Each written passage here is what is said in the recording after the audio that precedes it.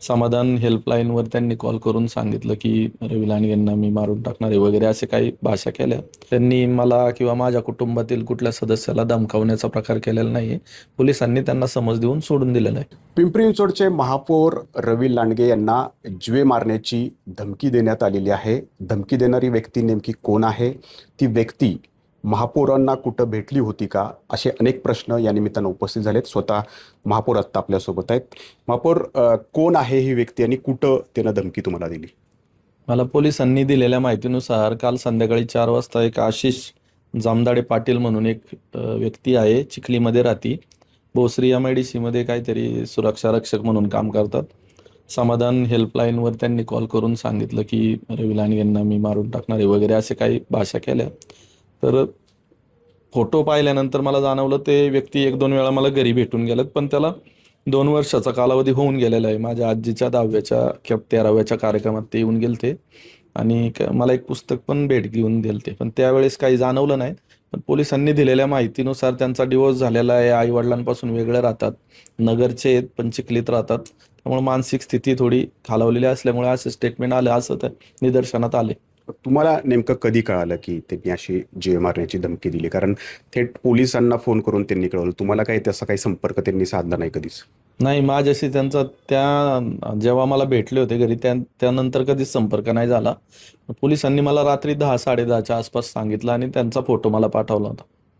कशाच्या अनुषंगाने तुमची आणि त्यांची भेट झालेली होती? नाही, ते सहजच जसे नागरिक मला रोज रेग्युलर भेटायला आलतात त्याच पद्धतीने भेटायला आले. ते काहीतरी कामासाठी, स्पोर्टमध्ये काहीतरी ते ॲक्टिव्ह असतात त्यासाठी आले होते. आणि त्या भेटी दरम्यान काही जो तुमचा संवाद झाला होता तो तुम्हाला आठवतो का? आणि त्या संवादाच्या रागातून काही त्यांनी अशा प्रकारचं पाऊल किंवा अशा प्रकारचं ही धमकी दिली असेल? नाही, एकदम चांगला संवाद झाला होता. संवाद म्हणजे जास्त संवाद नव्हता तो. ते स्पोर्टमध्ये काहीतरी काम करतात आणि मला स्पोर्टमध्ये काम करायचं आहे असं मला बोलले होते. मी त्यांना म्हटलं, आत्ता प्रशासकीय कार्य चालू आहे, पालिकेतून नाही तरी मी वैयक्तिकरित्या तुम्हाला मदत करेल, जे नेहमीच मी सगळ्या लोकांना सांगत असतो. एवढा संवाद झाला होता.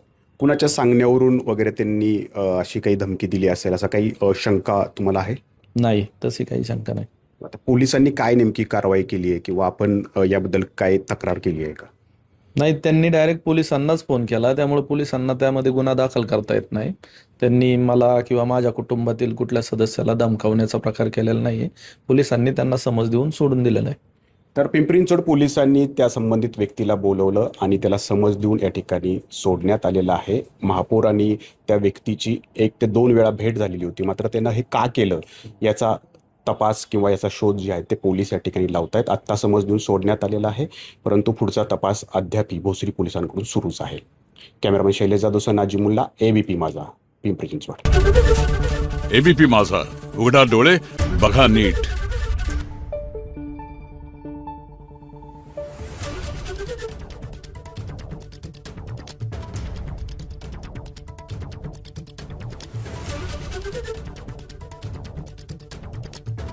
Thank you.